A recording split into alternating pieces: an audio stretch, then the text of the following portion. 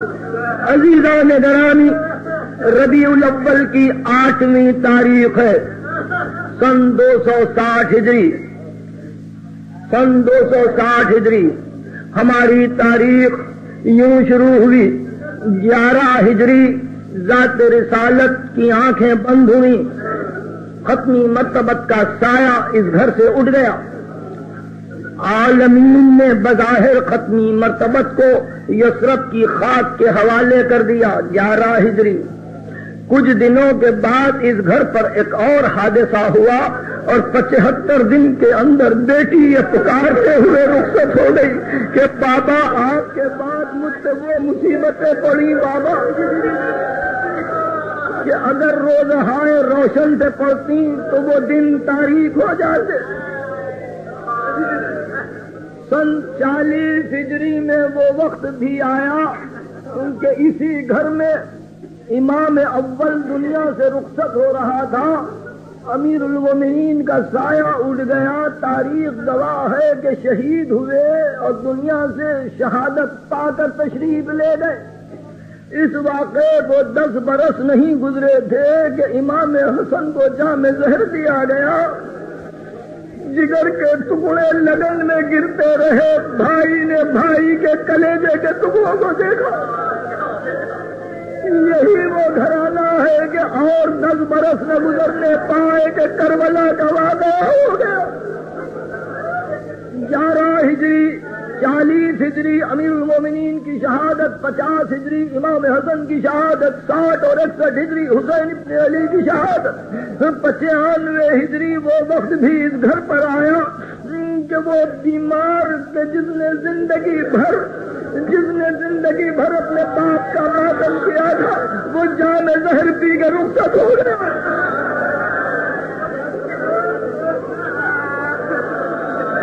تھوڑی دیر 95 ہجری میں امام زین العابدین گئے۔ اس کے بعد 114 ہجری امام محمد باقر، ان کو جام زہر دیا گیا۔ یہ کہہ کے رخصت ہو گئے کہ بیٹا جعفر ابن محمد دیکھو میں دنیا سے جاؤں تو 7 برس تک میرا ماتم ایام حج میں مقام مینا پر کرنا۔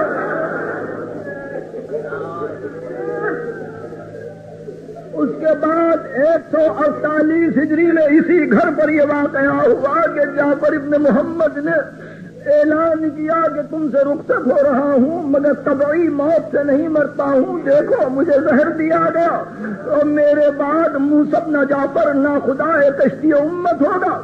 اس کے بعد اسی گھر پر یہ واقعہ ہوا کہ 183 ہجری میں وہ موسیٰ بن جعفر جس کے لیے دبیر مرحوم نے کہا تھا کہ مولا پہ انتہائے اسیری گزر گئی، زندان میں جوانی اور پیری گزر گئی۔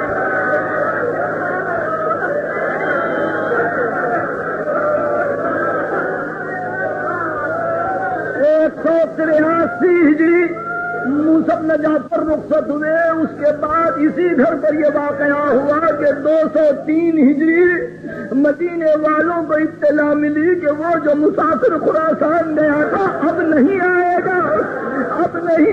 گا۔ انگور میں زہر دیا گیا۔ علی ابن موسیٰ رضا خراسان میں رہ گئے۔ اس واقعے کے بعد سن 220 ہجری میں امام تقی جواد 25 برس کا کل دن ہے جام زہر پی کے دنیا سے رخصت ہو گئے۔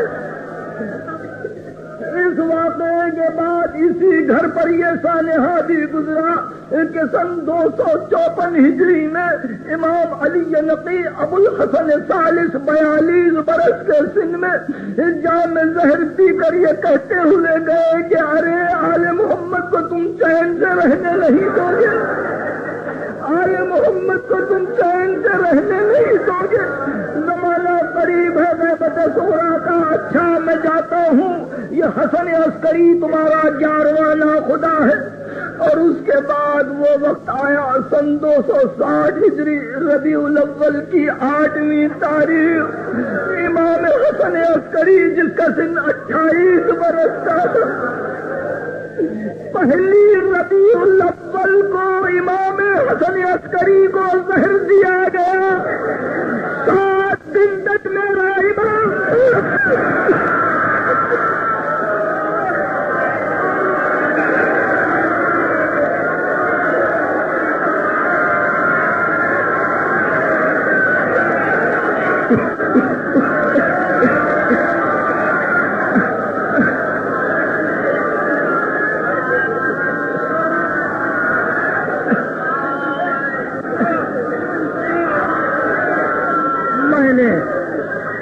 میں نے آج آپ کے سامنے پہلی مرتبہ، چونکہ مجھے کبھی موقع نہیں ملا کراچی میں اس مجلس میں شرکت کا، ہمیشہ باہر رہا ہوں، اس لیے عرض کرتا ہوں کہ یہ عجیب مصیبت ہے۔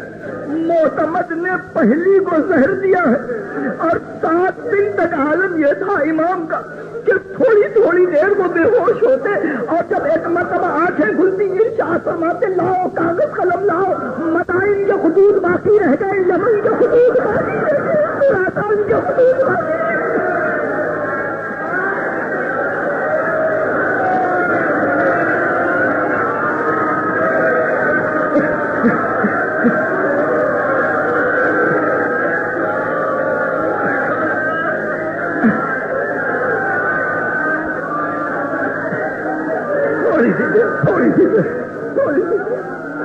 آپ کو اندازہ ہوا یہ کیا ہو رہا تھا؟ امام جان رہا تھا کہ اس کے بعد خلق خدا ترسے گی امام کی سیرت کو دیکھنے کی، اس کے بعد امام ان کو نظر نہیں آئے گا۔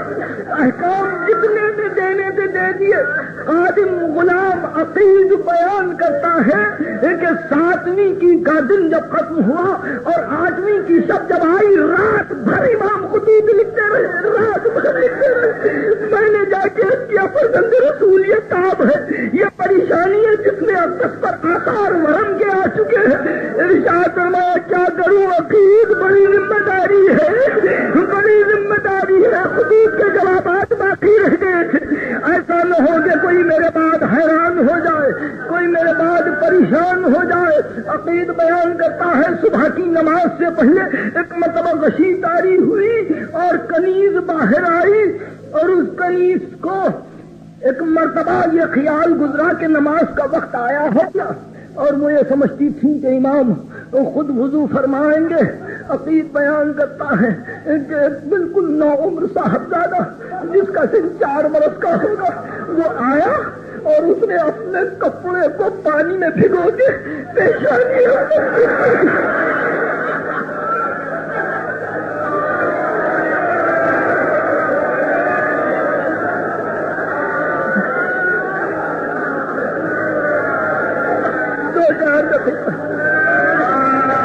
عقید بیان کرتا ہے کہ صاحبزادے نے اپنے ہاتھ سے اپنے باپ کو وضو کروایا۔ وضو جب مکمل ہوا تو آہستہ سے شانے کو ہلا دے گا، بابا نماز کا وقت آ چکا، نماز کا وقت آ چکا۔ تاریخ بیان کرتی ہے کہ جمعے کی صبح تاریخ ہو رہی تھی، جمعے کی صبح تھی کہ ایک مرتبہ آگے بولی اور کہا کہ اب مجھ میں طاقت نہیں ہے، ارے کوئی مجھے سنبھال کے اس حجرے میں پہنچا دے۔ پورا بھی کرتا ہے مسلح بچھا دیا گیا، اور ایک مرتبہ ایک طرف سے قادم اور ایک طرف سے قمیض میں سنبھالا، امام کو مسلح پر رکھا، مسلح پر رکھتے ہی سجدہ کیا۔ سجدے میں الفاظ یہ تھے پروردگار میں نے اپنی بندگی ادا کی، پروردگار میں نے اپنی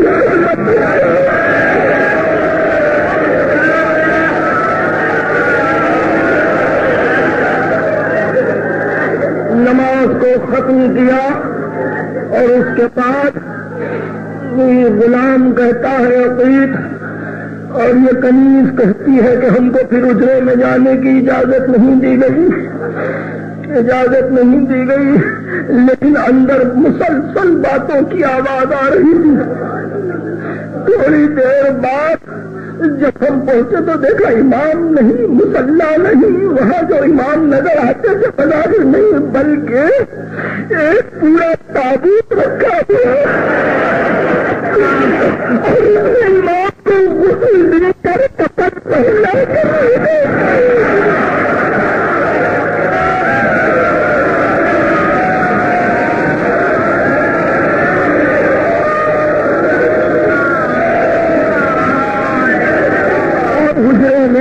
ہی نہیں ہے. یاسر چیختا ہوا باہر نکلا اور یاسر کی پہلی آواز تو ایک مرتبہ سرمندرا کی دکانیں بند ہونے لگی. جدھر سے یہ چاہتا پکارتے ہوئے جاتا اور امام نے شہادت پائی. امام نے پتا کی پورے بازار سرمندرا سے بند ہو گئے, راستے روک لیے گئے. امام کے دولت قدے پر ہزاروں انسان جمع ہو گئے اور سب کی نگاہیں قصر شاہی کی طرف لگی. جس کو ایک مرتبہ معتمد کی سواری چلی, وزیر ساتھ ہوا, قضات شہر آئے, علماء شہر بلوائے گئے. اس گجروں میں معتمد پہنچا, جا کے پہلے دیکھا کہ تعبیر تیار ہے. کا کس نے تیار کیا تھا نہیں معلوم, کہا کس نے غسل دیا کہا نہیں معلوم, کا اس گھر میں کون کون ہے کا سوا ہم دونوں کے کوئی نہیں. کا کنیز کو تو گرفتار کر لیا جائے. کنیز کو گرفتار کر لیا گیا, اور قاتل کو علیحدہ اسیر کیا گیا. کا میت باہر لائی جائے. میدان میں میت لائی گئی. کا اٹھا دو, رخ سے کفن کو ہٹاؤ. جب ہٹا دیا تو قاضی القضات نے کھڑے ہو کے آواز دی, یہ بیٹا علی نقی کا, اس کا نام حسن بن علی ہے, اس کو قریب پکارتے تھے, اس کی کنیت ابو محمد ہے, یہ سید علوی ہے, اس کو ابن الرضا کہتے تھے. اس نے اپنی طبعی موت پائی ہے. جو دیکھنا چاہے آ کے دیکھ لے. اس کے چہرے پر نہ زہر کے آثار ہے, نہ کسی جسمانی تاب کے آثار ہے. اب لوگ جھوک آتے, دوست بھی آتے, دشمن بھی آتے. دوست کی نظر موت کے چہرے پر پڑتی, سینے پتی, دشمن کی نظر موت کے چہرے پر پڑتی. یہ دیکھ کر کے اتنا پورا نہیں چہرہ, اتنا دل کا اچھا عید برف کا دنیا سے جا رہا ہے. جب سب دیکھ چکے کا کفن ڈھانپ دو, اور اس کے بعد کہا کہ ہمارا وزیر نماز پڑھے گا. ایسے میں دنیا کو معلوم ہے کہ بھائی نے آگے بڑھ کے کہا کہ نماز کا میرا حق ہے. اجازت دی معتمد نے, اچھا تم پڑھو ہم جاتے ہیں. چنانچہ جب میں نے نماز کے لیے کوشش کی اور چاہا کہ امامت کرے, کہ تھوڑی دیر بعد دیکھا کہ ایک صاحبزادہ جس کا سن 4 اور 5 برس کے درمیان تھا, وہ آگے بڑھ کے کہا کہ حج جاؤ چچا, میں زیادہ مستحق ہوں. بیٹے نے باپ کی نماز جنازہ پڑھی. اللہ نے صبر حضرت حجت, اللہ نے صبر حضرت صاحب.